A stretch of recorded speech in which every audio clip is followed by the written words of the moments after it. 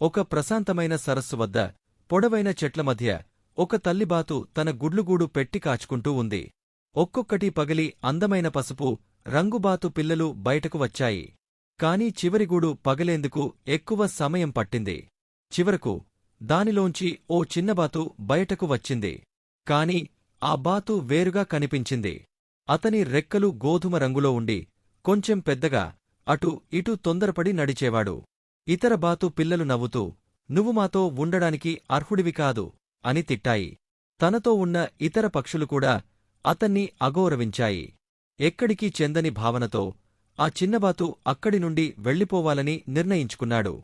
ఆ బాతు పొలాలు, సరస్సులు దాటి తనను అంగీకరించే చోటును వెతికాడు. కాని ప్రతి పక్షి అతన్ని తిరస్కరించింది.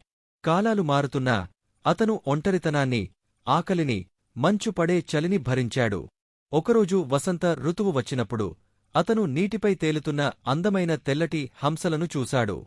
వారి అందాన్ని చూసి ఆశ్చర్యపోయాడు.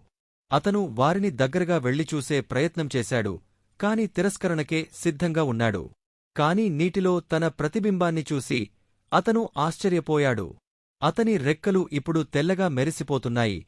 అతని శరీరం బలంగా, అందంగా ఉంది. హంసలు సంతోషంగా అతన్ని అంగీకరించాయి. చివరికి అతను గ్రహించాడు, తాను అసలు మురికిబాతు కాదు.